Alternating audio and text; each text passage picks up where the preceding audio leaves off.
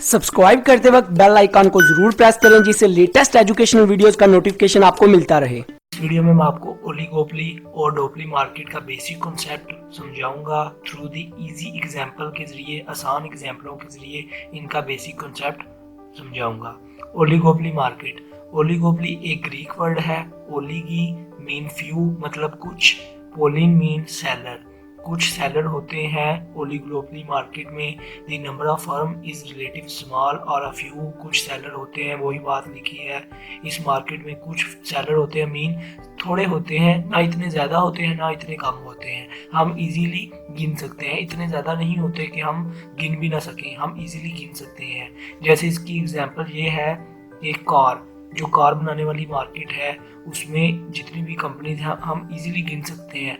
Honda, Toyota, BMW, Jaguar, जो हम easily इनको गिन सकते हैं। 10 होंगी, 5 होंगी, 15 होंगी, हद मैक्सिमम 20-25 होंगी, तो हम इजीली इनको गिन सकते हैं। They are barriers to entry of new firm, जो ये है, ये कंपनी जैसे कार की कंपनी है वो बैरियर क्रिएट कर देती है न्यू फर्म के लिए।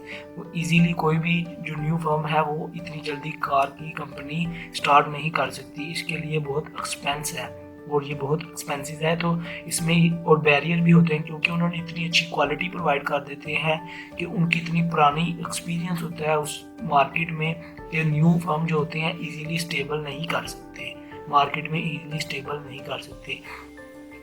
द प्रोडक्ट में भी होमोजीनियस, प्रोडक्ट एक जैसा भी हो सकता है और डिफरेंट भी हो सकता है।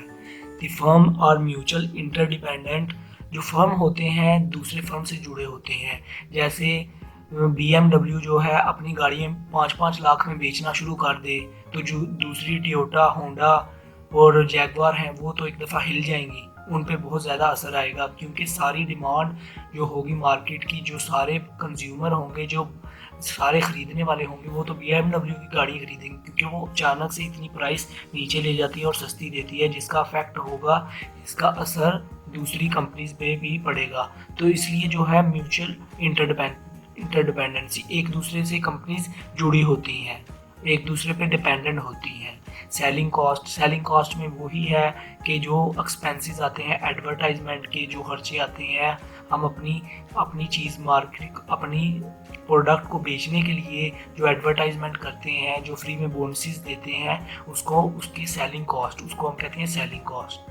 तो आगे है non price competition. Non price competition का मतलब प्राइस ना इतनी बढ़ाई, जो पहले की प्राइस है वही प्राइस है, ना कम की, पर साथ में गिफ्ट दे दिया। जैसे एडवर्टाइज में आपको साथ इस गाड़ी के लेने के साथ आपको फ्री में ये मिलेगा, फ्री में 1 लाख रुपया आप जीत सकते हैं अगर आप ये गाड़ी खरीदें, आप ये कर सकते हैं, आपको साथ में एक प्लॉट भी मिल सकता है, ये वो। तो इस तरह के जो होते हैं वो फ्री में नॉन प्राइस कंपटीशन हम उसको कहते हैं।